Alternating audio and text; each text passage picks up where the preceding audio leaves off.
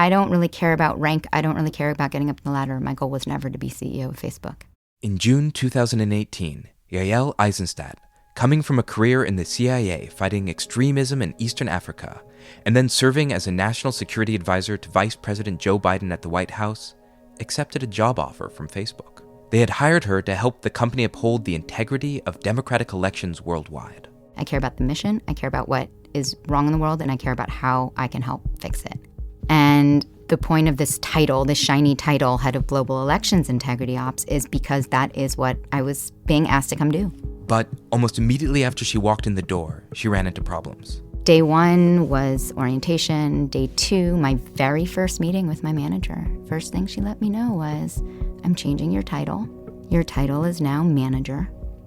And then within a bit of time, it became crystal clear that she said, and I remain the single-threaded owner of elections work. Before she even had a chance to get started, the power and authority Yaёl had been promised was stripped away.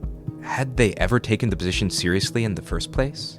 You can't say that I had made mistakes yet. They can say that I didn't understand their business or whatever. This was day 2. There are people from government who've gone into Facebook and have really interesting roles. For me, however, I was never empowered to actually do any real work there. Yael's story is bigger than her. It's a glimpse of how things operate at Facebook, whose voices are heard, and what kind of change the company is really prepared to make.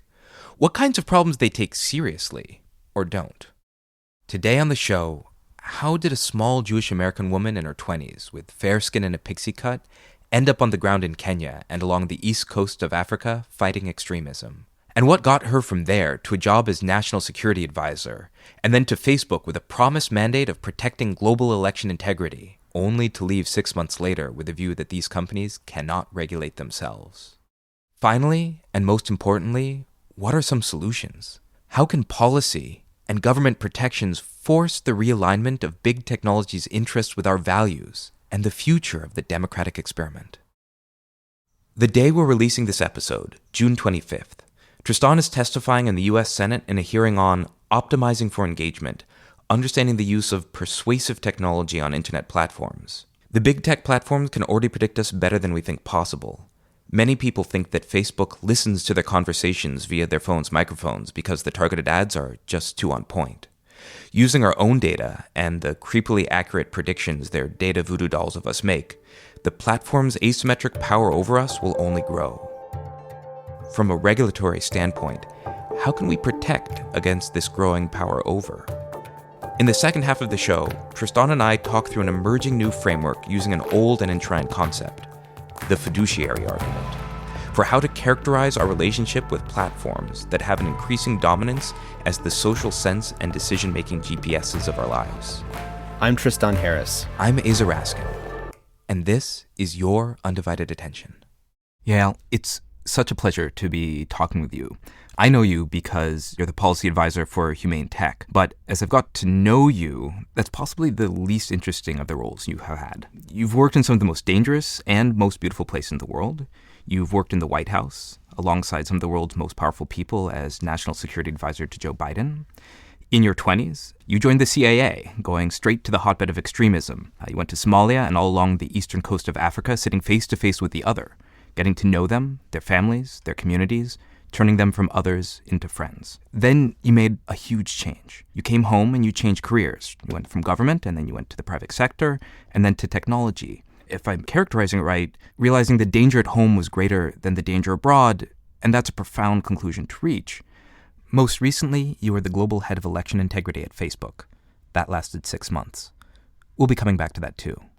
Yael, welcome to Your Undivided Attention. Thank you. I'm so happy to be here talking with you. So why were you in Somalia? What compelled you to go? It seems like such an unlikely fit. So, just to clarify a little bit, I spent a lot of time in Somali communities along the border, but in Kenya. Back then, we actually didn't have a presence in Somalia. I've always just been really curious and drawn to other cultures, to sort of the global landscape, to challenges, problems, beauty, everything around the world. I mean, I grew up here in the Silicon Valley. And as a teenager, I remember telling my parents, this was in the 80s, and I told them I didn't want to just be in this bubble where nobody really knew what was going on outside of Palo Alto. And so they let me go overseas as a 15-year-old for a year. So this itch in me started very young. But I was really drawn to Africa a lot during my college years, oddly enough, as a musician, threw a guitar on my back and went off to West Africa and just kind of hung and played music and got sick and all that fun stuff. Incredible. And then it turned more into a professional interest. I was always drawn to foreign policy and foreign affairs, but really wanted to understand deeply how we all interconnect, what are the human sides to all of these different issues we're dealing with around the world, and how can I connect more deeply with people around the world, both to better serve the United States in our foreign policy and our global presence, and, just also as a personal curiosity. So Africa was someplace mostly, honestly, through music and art that first drew me in, and then it became more of a political and professional interest. I joined the CIA before September 11th. So when I joined, it really was, again, as I said, with this just curiosity of the world. I wanted to work on foreign policy issues. I wanted to spend time specifically working in Africa. And then after September 11th, of course, it went down a different path a little bit. We did wake up that day knowing the world had profoundly changed, knowing that our careers had profoundly changed, and just wanting to play our part in helping figure out how to both prevent something like that from happening again, but how to also make the world a safer place in general. And so then what did extremism feel like on the ground? So I spent a few years living in Kenya from 2004 to 2006, and amongst a variety of my roles, one of them was that I really was the one in charge of some of the kind of counterterrorism work. Kenya had been the site of a few major attacks. Our embassy had been blown up in Nairobi in 1998. There had been these attacks against a hotel and an airliner in Mombasa a few years later. So it really was this country that was at the center of some of our major efforts. One of the things in my purview was to also be our representative to the coast and to Northeastern Province.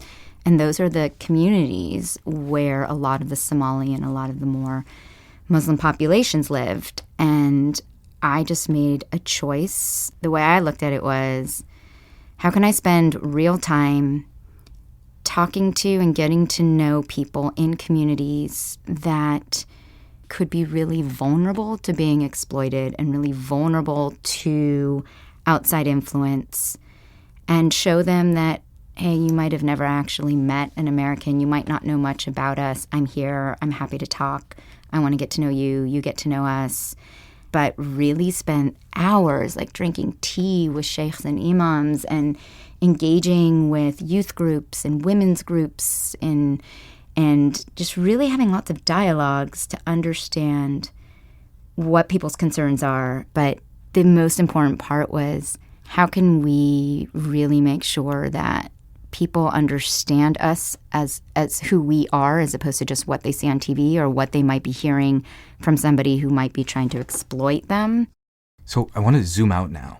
You're coming out of government. You could do pretty much anything, and you decide to take a job at Facebook. So it was within the business integrity part of Facebook, and the title was the head of Global Elections Integrity Ops. It's working in the belly of the beast. You were there from June 2018 to November 2018. When I think back to that moment, the 2016 election with the Russian election, psycho hacking is lingering. We have the 2020 election coming up, and that's of course looming even bigger now. You had a couple big democratic elections coming up around the world as you joined. What was that like? But first, how did you make that decision? In 2013, I started thinking that it was time for me to leave government. When I came back from Kenya, I had the amazing honor to work at the White House as one of Vice President Biden's national security advisors. And after doing a job like that, I just knew that I didn't want to get absorbed back into big bureaucracy afterwards. And it was a time where I really wanted to see, what does the private sector bring to bear on some of the same challenges. And so my first pivot, actually, was funny. Somebody said, what would you want to do if you could do anything? And I said, well, I'd love to go work for some big bad corporation with a huge presence in the world, particularly in Africa, and help them figure out how to do it better. My first job out, I ended up at ExxonMobil, working on their corporate social responsibility or corporate citizenship issues. Wow. I am one of those people who fundamentally believes if you have the opportunity to go into an organization that is not disappearing, that's having a profound impact in the world, and that is definitely could be steered into a good or a bad direction, the type of person I am, I have to take that challenge. Yeah. As opposed to standing from the outside and screaming about it. I want to go in and at least see if there's something I can do. Yeah. So I spent 2 years at Exxon. I moved to New York in 2015 and was doing some consulting work. And I think for me, the pivotal moment where I started thinking about the tech industry was as I, was watching our presidential elections heating up. And I was watching, particularly in social media world, this polarizing effect that was happening to the point where nobody could talk to each other anymore. And I had never really published anything publicly. I'm a former CIA officer. You don't really go into media. You don't really put your name out there. Yeah. But there was just, I don't remember the exact thing that happened, but it was something in the elections that just pushed me so far into being concerned about the polarization that was happening here, and that was being purposely exacerbated, that I wrote this piece in Time magazine exploring why had it been easier for me to sit down and have an open conversation with the suspected terrorist along the Somalia border than it was for me to talk to an American on the opposite side of a hot-button issue. Mm-hmm. And what did I think that meant for the future of our country?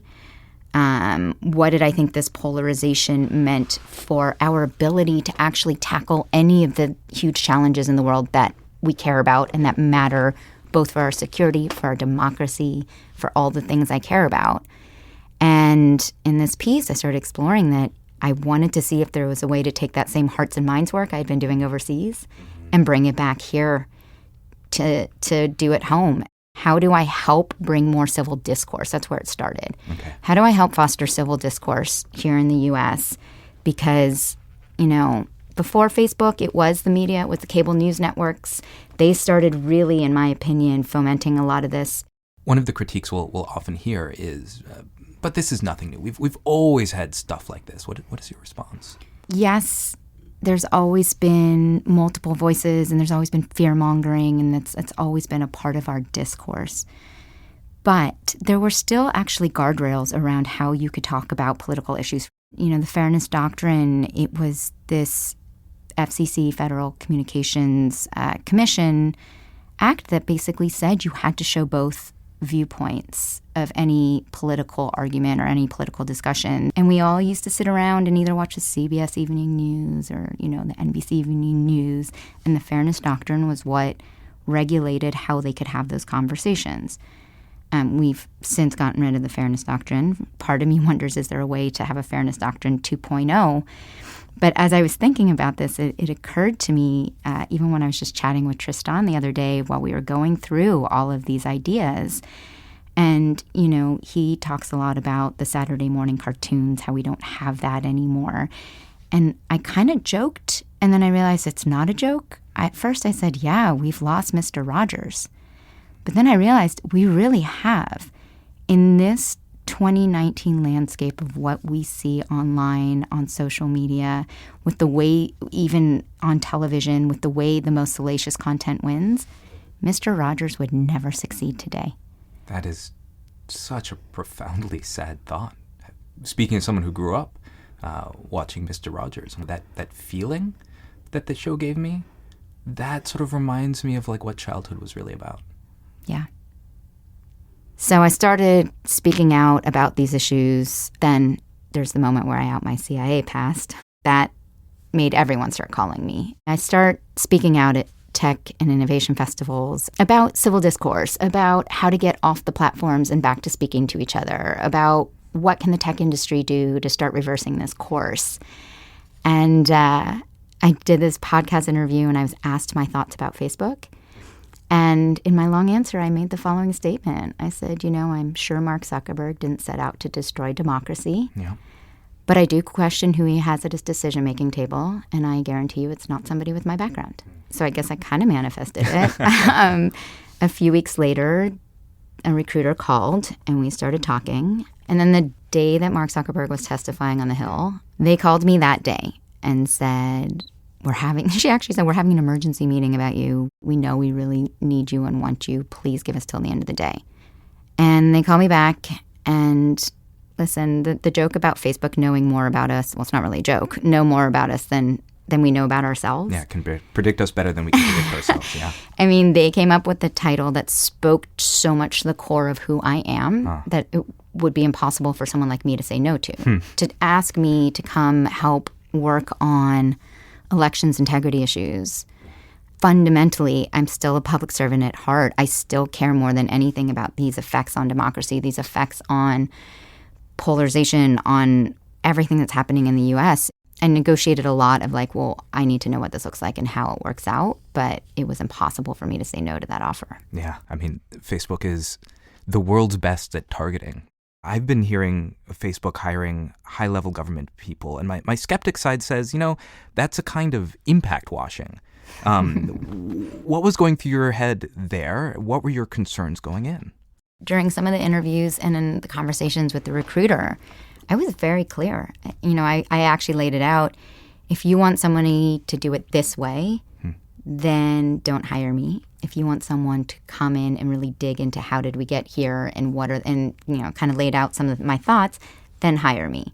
Yeah. I was very clear on who I was and how I would approach things. And, what were some of those other questions that you were thinking about? How did we get here? What else? One of the questions I asked very clearly, I said, listen, I have been the outside-the-box person brought in to help a company fix things before. If you were bringing me in to be an outside-the-box thinker and to help you possibly steer the ship in a different direction, I need to know that there's actual support for that.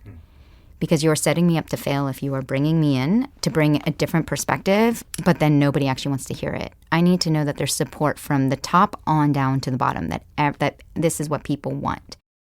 So you've said what you want. They've agreed to it. You're ready to go in and make a change. What was the difference between what happened and what you were promised would happen? I'll actually just tell you what happened on day 2, and that will pretty much explain my entire experience there. So I don't really care about rank. I don't really care about getting up the ladder. My goal was never to be CEO of Facebook. Yeah. I care about the mission. I care about what is wrong in the world, and I care about how I can help fix it. Yeah.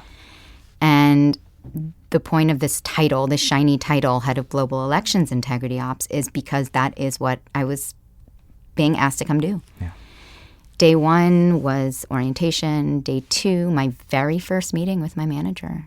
First thing she let me know was, I'm changing your title. Your title is now manager. And then within a bit of time, it became crystal clear that she said, and I remain the single-threaded owner of elections work. Okay. You can't say that I had made mistakes yet. They can say that I didn't understand their business or whatever. This was day 2. There are people from government who've gone into Facebook and have really interesting roles. For me, however, I was never empowered to actually do any real work there. A lot of the people I worked with were really excited I was there and were really hungry for me to contribute to the conversation. Higher up, I was never allowed to. I mean, Yael, this seems so exceptionally profound because what we're talking about here, as we said, this is the hearts and minds generator machine. We're talking about the integrity of the democratic experiment the entire world over, and that they, in some sense, betrayed their promise to you. They absolutely betrayed their promise to me. Wow. What do you take away from that? Again, as I said, there's lots of things to take away. As I mentioned, because I can only really speak to my experience as opposed to everybody else's, you don't hire a former CIA officer and then ask them not to look under the rugs. Yeah. There was a lot of this let's not look backwards, let's only look forwards. You can't understand the problem if you're not willing to dig up the skeletons of how we got here. So that was one of the lessons. Yeah. It's just look forward, let's move on. What are we doing next? As opposed to, well, wait a minute. Fundamentally, how did we get here to begin with? And first of all, the company's just gotten too big. Too many people are competing to try to get to the top. And so some of that is just kind of that bureaucratic, messy, middle management chaos. Yeah. But the few things that I did try to do while I was there, Yeah, what did you try to do and what were you not allowed to do? you can make all the changes you want that are whack-a-mole changes, right? This government is telling us X, Y, or Z. How do we reactively handle that? It's more the proactive. How do you, a few things that we try to do proactively were just shut down. And the broader... looking forward to problems that you thought were going to happen. Yes. There was one very particular example that we tried as our team to put a plan together for, and it was just shut down. And the questions back were, well, what's the prevalence? What's the scale? And I kept saying, there's not prevalence right now. My team is saying that we think this is what's going to happen the week of the midterms. Yeah. Let's build out a program to make sure it doesn't. So first of all, talking about future threats and trying to build ways, to me, from my team, that just got shut down. But more importantly, I do remember I was in India, actually, with a team doing some research ahead of the Indian elections. And I just asked the question of one of the people there who's been there a long time and is pretty senior at Facebook. And I said, you're doing great work trying to figure this out around the world. But have we ever sat back and asked the broader question of who do we as Facebook want to be in this space? Like, have we ever really sat back and had that tougher strategic conversation of who do we want to be? And this person said, no, we haven't. But what I meant by that is, if you really want to address these issues, you have to make a fundamental decision at the leadership level of what is more important, my so-called fiduciary responsibility to my shareholders, or my responsibility to the broader society. And unfortunately, the one thing I don't remember ever being a part of a conversation of there was anything that actually said, but our business model is the reason why this is all happening. That is such a profound point. There's this kind of denial, I think, going on of being like, we're making the world a better place. Look, connection. Look at all these positives, and just we're then blinded by that goodness and unable to ask the really simple question of, like, given this business model, what has to happen? Oh, we all have to live in this sort of like amygdala limbic world where we're our most aggressive selves. So you've said some pretty profound things about Facebook that, at least for me, when I hear them, like, oh yeah, I couldn't possibly trust them to fix this problem themselves. Like, why can you talk so freely about what was going on in Facebook? When I left, it's interesting. I was actually sitting on my couch watching the blowback on the news from that New York Times piece, Deny, Delay, Deflect, the one about Facebook and a lot about Sheryl Sandberg.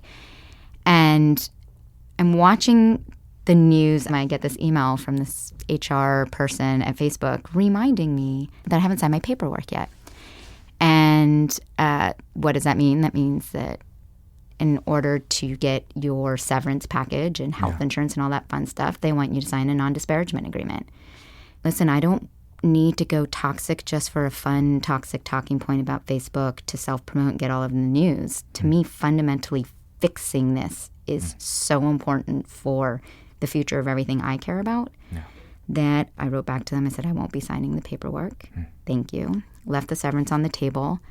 And I need to be able to maintain my ability to have my voice, to use my experiences and my knowledge to try to help fix it, which is what I'm trying in part to do now, working with you guys as well. Yeah. So let me just to put a dot on it. When employees leave these major Silicon Valley companies, they almost are always offered, especially the higher up you are, a severance package that says, like, in exchange for you not saying anything disparaging about us, we won't say anything disparaging about you. You get this money, and you walk. You thought it was more important to keep your integrity than it was to take that money. That's what I just heard. Absolutely. I worked very hard to claim my voice after leaving the CIA. I worked very hard to get to the point where I was brave enough to speak out. And I know that sounds weird, but yes, speaking out about your CIA past is a very uncomfortable thing to do. And there was no way that I was, A, going to allow Facebook to be the one to silence my voice. But B, and it's not like they offered me millions of dollars. I don't want to overstate the case, but what is happening with the social media industry right now and some of the issues that we'll get into and some of the things that I think need to be fixed are so fundamentally important to the future of this country and to the future of people I care about that was way more important. But also my integrity is the number one thing that matters to me. So there was no way I could take that money and silence myself. Yeah, that makes perfect sense. I really want to get into like what are solutions here? Yeah. But is this why? Like, why do we need government intervention? There's this sort of salacious, self-dealing meme in Silicon Valley, which is, government's just too stupid to understand this. So if they try to come in and regulate, it's just going to be a mess. We don't want that. We're going to break innovation. Just like in any company in any place in the world, there are smart and not so smart people in government as well. The talking point that the U.S. government is too stupid to figure this out and therefore leave us alone, who does that talking point benefit? Yeah. That talking point benefits the companies that don't want government to regulate them. First of all, I'm not going to get into a whole Civics 101 speech here, but there's lots of different parts of government, and I do think it's worthwhile recognizing the difference between an elected official who may grandstand on a Senate or congressional hearing a bit versus the civil servants who are working every day in government to actually protect citizens, craft like good policies, all of that. I would consider myself as one of those people, so I don't think I am so stupid that I can't figure this out. Yeah. But as long as we continue to erode trust in the ability of government to step in and handle any of this, then it lends to that talking point of we here in private industry or we here in the Silicon Valley are smarter. What we are building is the backbone of the American economy. At this point in time, I think many people have lost that moral high ground of being able to say we're the ones who will fix it. Government is the only thing the size of which can counteract tech, and this is just another self-dealing meme that lets tech eat more and more and more of the world, the public square, without any repercussions. Right. I would also offer, when you're talking about senators and congressmen and women during hearings, don't forget that that same person is also dealing with what's going on in North Korea, is also dealing with what's going on in Venezuela, is also dealing with the manufacturing industry in the United States and what the future of work looks like. I mean, they're dealing with every single issue in the world.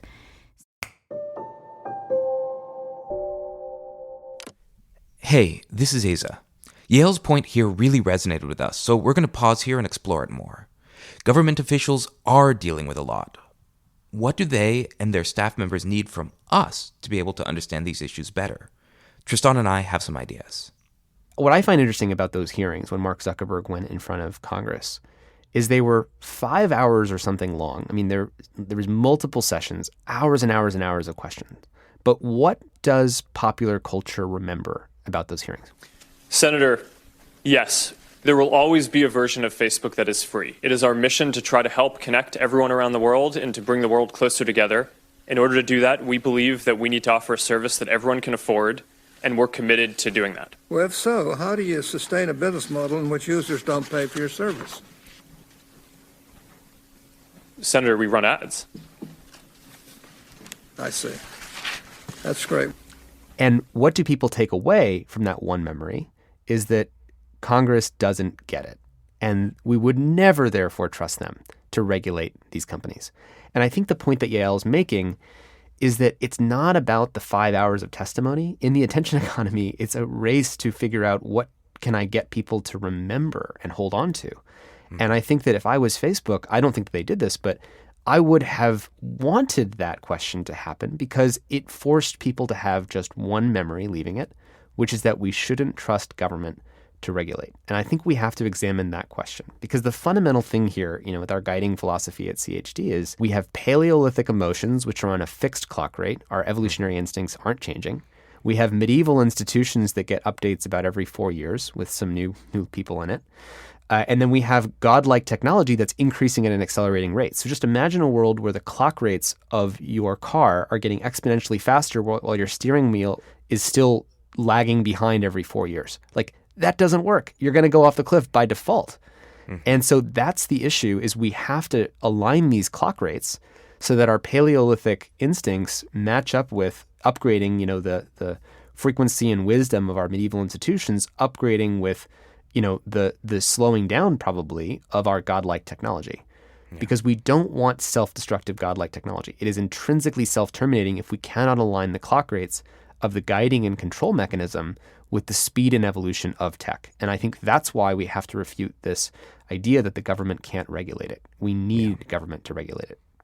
What was powerful for me about that point that Yael made is, I've caught myself thinking that set of thoughts about like, I don't really think government has what it takes to understand technology, especially as it's getting more and more complicated.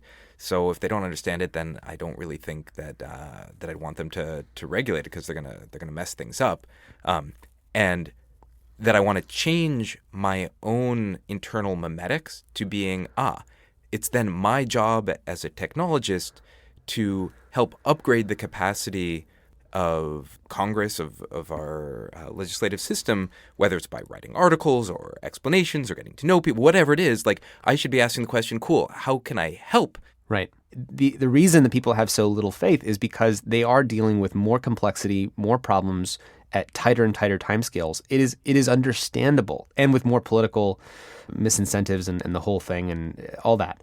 Mm-hmm. But what we want to add is a coprocessor. That's like something like an Office of Technology Assessment would add like a moral coprocessor that can do faster updating on, here are the issues with technology, and let's actually farm that out to some expertise so that we can get some better ideas and policies at a faster rate. And we used to have an Office of Technology Assessment, and we can bring that back. And, the whole point is, at an age of exponential tech where the issues are only get crazier and more complex, we need to add some speed and wisdom to the oversight power of government, one way or another. And there are a few components that go into building that coprocessor. One is help from people on the inside of tech companies, and another is from people on the outside who work with government to get them up to speed. Then there's the question of form. How can we better match the clock rate of government with the clock rate of technology? How do we as technologists expand our government's capacity? Let's get back to Yael and hear what she says. So what can we do? Yeah. Well, the biggest problem, the elephant in the room that we're not going to be able to completely upend in the way we want is our capitalist system. Sure. This is you're just talking about capitalism, so just replace capitalism. Whenever people go down this route, I'm like, of course, that's a really interesting big conversation. But, if we just replaced, because we're talking really here about the negative externalities of the technology we create, polluting a public resource environment. So if we just replaced all of our gas and our polluting technologies, our extractive energy technologies, with regenerative technologies, solar and wind, and you kept capitalism the same, that would be a world that I would much rather live in. So we don't have to replace all of capitalism to make a change to a world where we want to live in it. But at the same time, the idea of unfettered capitalism matched with unfettered innovation is just not a sustainable situation. And so there's a number of things we need to do. When you start to hear people go, well, data privacy isn't the most important thing, or, well, changing the business model isn't the most important thing, or breaking up Facebook or antitrust, these are all pieces of a larger puzzle, and every single one of these pieces matter. So from my lens, to take a step back, the thing I care most about and the thing I look at is responsibility. Okay. And so responsibility, accountability, liability, these are all sort of the same terms. But government, we know what government's responsibility is. And it doesn't mean that they always do it right. And it doesn't mean that they're perfect at it. But we know what their responsibility is. Their responsibility is to protect the citizens of this country. Their responsibility is to take care of the most downtrodden.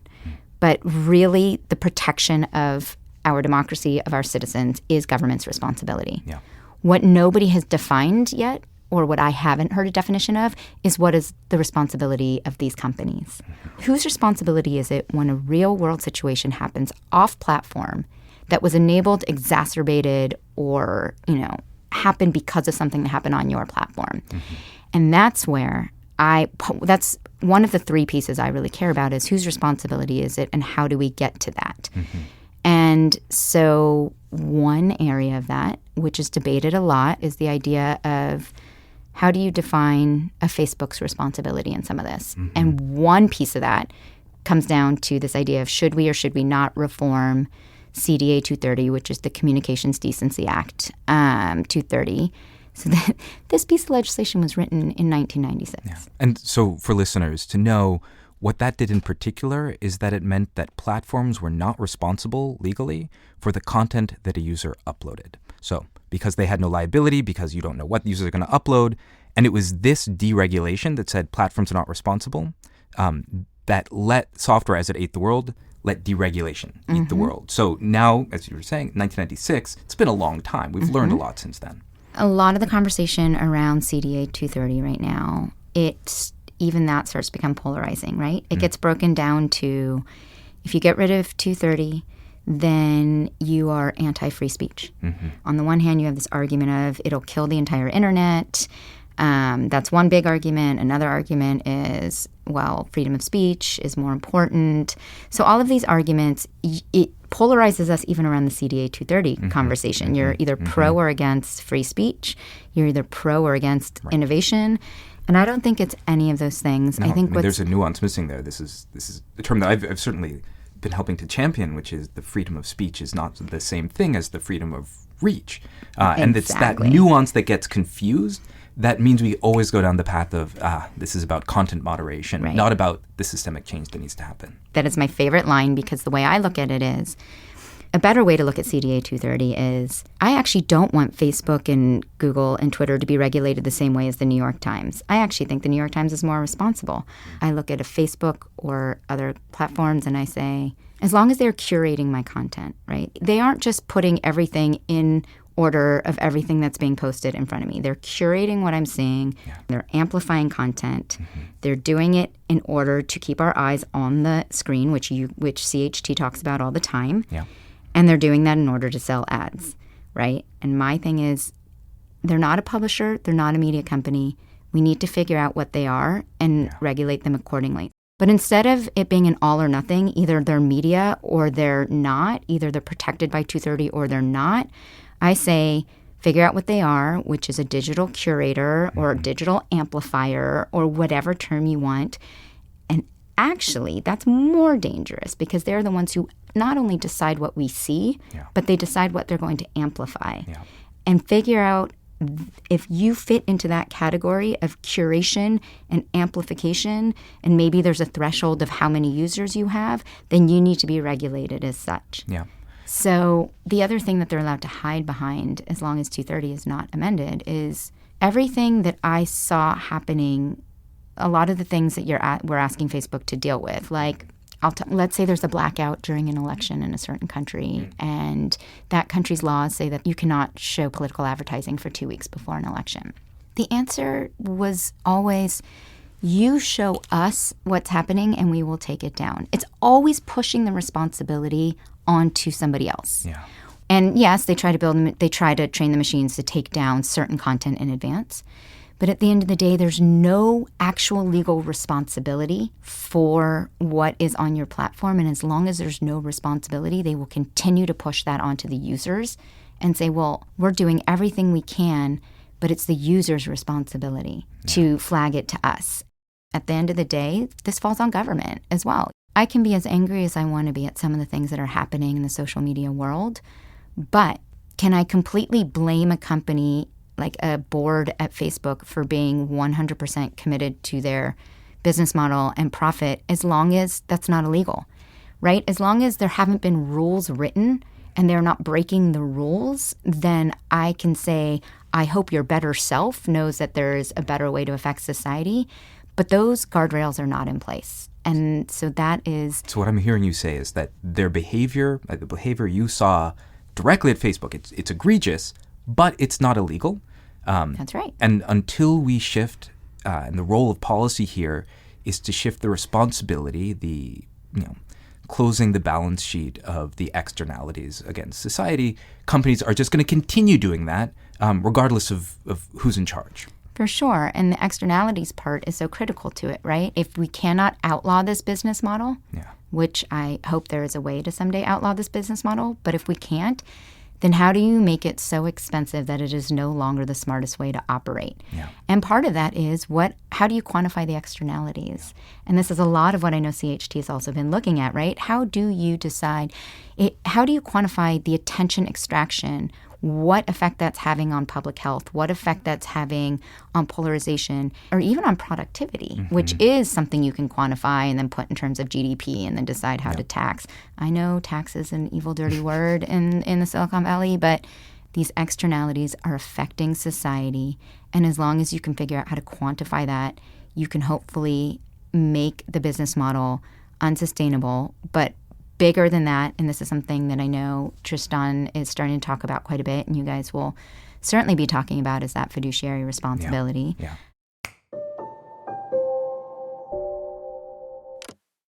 Asa again. Okay, fiduciary responsibility, or a fiduciary relationship, it's an old concept, and honestly one that I didn't know before diving into this work. It's a way the law in the US makes sense of relationships where one party has asymmetric power over another. I asked Tristan to explain. There's constitutional law, which defines a relationship between individuals and government. There's legislative law or contractual law, which defines the right relationship between individuals and each other in society. And then there's fiduciary law, which is between doctors and patients and therapists and clients, that has to do with essentially protecting the asymmetry of power. I mean, just imagine a world where every single doctor, if you live in the United States, every doctor's business model was to not give you the drugs that would help you the most, but just give you the drugs they would make the most money from. Imagine that world. Oh my God, that would be horrific. It'd be this sort of dystopia of hell. I mean, a kind of a hell of healthcare. I mean, or lawyers where every single lawyer was like, oh, now you told me all that information. Now I'm going to go sell it to the other lawyers and I'm going to go manipulate you and go trade on Wall Street using all the financial details that I found about you. In order for services to be rendered in this context, like a priest or a lawyer, they have to collect information from the client that could be used to compromise the integrity of that client. Yeah. And the degree of that compromising information is the degree to which it must not be an equal contract relationship. And the big deception in Silicon Valley is that they are in a equal parties relationship. We're just giving you what you want. You clicked play. You did this thing. You scrolled. You are an equal party in this relationship. But that's missing.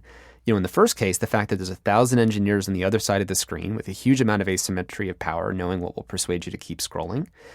Or in the case of AI, an increasing level of predictive capacity. So that asymmetry is growing because they can predict even more invisible features about you that you don't know about yourself. Yeah. We say it's like Silicon Valley designs its products with behavioral economics, which is to say with the economics of manipulation, changing choice architectures, using that asymmetry, and they defend themselves to Congress and governments using regular neoliberal economics, that humans are free, rational choosers, agents of their own design, making their own choices throughout the world. So they're pretending that they're in this equal contract relationship while actually being in an asymmetric relationship. Now, when I say that, I don't want people to think that, we think this is like there's this diabolical manipulation happening. I think they actually we have all collectively in Silicon Valley slow-walked ourselves into this position of asymmetry without really realizing it.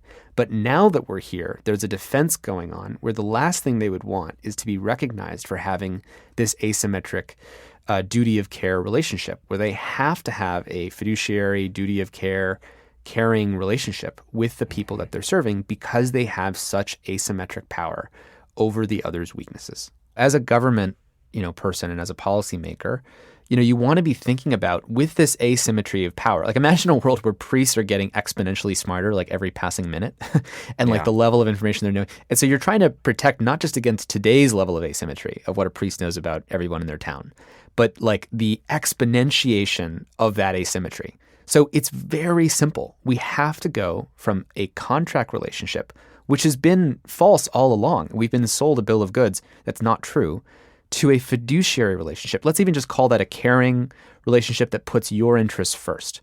And there's a professional standard and responsibility that your license or your ability or capacity to provide that service gets taken away. You have to have a responsibility to the community that you are inside of and serving. And what's wrong with the technology companies right now in the business model is it has none of that responsibility. And YouTube is still recommending conspiracy theories and crazy stuff, and it hasn't fundamentally changed. And so that's why we just need to just bite the bullet here and switch to a fiduciary model. And that's the biggest, most powerful action that government can help make possible. And this is actually being discussed right now in the UK with something called the duty of care. But that's a little bit lighter and more ambiguous. I think we need something stronger. But this is the kind of conversation that we really need to have is what are these companies and these products in service to? And it's like what you talk about, Asa, of like, what is this technology for? Is it for maximally manipulating the limits of the human nervous system with increasing asymmetry and asymmetric power over the limits of our nervous system? Or is it for being in service of strengthening our social fabric and strengthening our communities and strengthening the family and strengthening democracy? we have to make this choice. And making this choice also means backing it up with resources and regulations. Let's make sure we're at least making visible where the platform's business models are at odds with democratic values and our best interests. The point is, this is a systemic problem. As long as it isn't illegal or there aren't major fiscal repercussions, companies will always be incentivized to trade what is right for what is effective. And their millions of A/B tests will automatically and silently find all of our weak spots and choose against our values in favor of engagement. The goal of policy is to find ways of making the externalities expensive without legislating product decisions.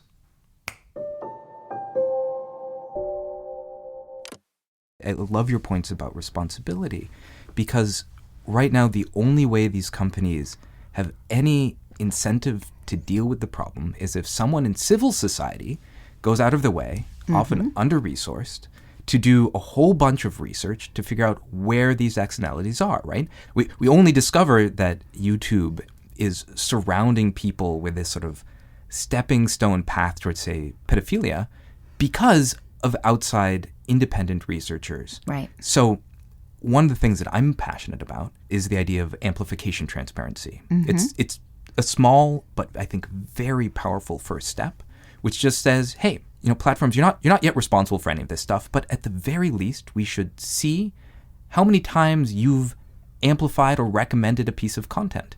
Because then we can decide as civil society whether that fits our values or not. And right now, they're just hiding it all. It's as if there's a patient that has cancer, and you really want to go in and you have to remove just the right pieces of cancer from the body without destroying the whole thing. But because we can't see, it's like there's a blanket over the patient. We're just like having to jab through and guess. So amplification transparency, which technically is pretty easy, seems like the first way of opening up these platforms so that they have to have accountability to the rest of civil society. Yeah, I mean, that's a perfect example of one of the puzzle pieces, right? When I know that you'll say that and there'll be somebody in the solution space who will go, but that's not enough. I agree, it's not enough. Right, no, of course it's not enough, but it is such an important piece of it. Yeah. Even if we do want to get to the point of responsibility and how do we figure out whose responsibility it is, especially in the CDA 230 conversation, we have to know how these things are being amplified. We have to be able to see that. Yeah. So I think that's an incredibly important part of a larger pieces of this puzzle of how are we going to even tackle this. But the other thing, I know this sounds like a bit of a shift, but one of the things I find very funny, so we're sitting here in San Francisco. You have some of the most brilliant minds here in the Silicon Valley that build incredible technologies, build incredible companies. And what I find fascinating is how you can have the smartest people working on these things, but as soon as there is a problem, oh, that's too hard to fix it. How many times have we heard Mark Zuckerberg or Sheryl Sandberg say, it's really hard. We're sorry, we know we need to do better, but it's really hard. And so this might sound like a harsh statement, but if it is so hard for you to figure out why certain content is going viral, the New Zealand attack is a perfect example. If it is so hard for you to figure out why your algorithms are doing certain things, I would say shut it down. I don't mean shut down Facebook. Shut down your recommendation system and rebuild it or figure it out. Because if you were smart enough to build the system, how are you not smart enough to be able to fix it? And so it's just this weird cognitive dissonance for me when I keep hearing about how hard it is. One of the steps you just offered is a perfectly viable step that nobody seems to want to do. Let's make it more transparent about what these algorithms are doing, how the curation is happening, how the amplification is happening. And if you don't understand it, shut down that recommendation system. That reminds me, like, what is the lesson of like the paperclip maximizer, like the AI that like you give it an objective function, it goes off and you say make paper clips, and so it just turns the universe into paper clips because that's all it knows. It's be careful what you wish for, right? They don't know how to turn it off or to turn down or to fix. That's exactly the moment where you're like, oh hey, the AI is starting to do that thing we've always really worried about. Maybe we should turn it off. Yeah. I mean, if I can tie it back a bit to my government experience, when you bring people around a table to talk about their hopes, dreams, desires, no matter how politically different they are, face-to-face people generally find some sort of common humanity, right? At the end of the day, they love their children, they love their siblings, they want a better world. They may not agree on the approaches, but in general, they find their humanity. And that was, as long as I was in government, really like spending an incredible amount of time face-to-face with people trying to build these bridges. I always found that to be true. Radical imam who had been preaching against the U.S. for years sat down and spent 4 hours with me. It doesn't mean we are best friends at the end of the day, but we found a common humanity. Even the people fighting on Facebook, if you were to take them off that platform and sit them down in the same room, I really believe at the end of the day, most people do want to see the common humanity in people. And so I'm just bringing it back to that is why I am so fundamentally concerned about the fact that these platforms are 100% unregulated. They control the keys to our public square. They control the keys to our deepest emotions. They control the keys to how we are interacting with each other. And there's no guardrails built in. There's nobody who's saying, how do we slow this down so that we can make sure you are not completely destroying our ability to find common ground on anything so that we can actually tackle the real challenges happening here. This lack of responsibility that exists in this industry is something that I just find incredibly unacceptable. So as a technologist, how do I go about helping build capacity for government? That's such a great and interesting question.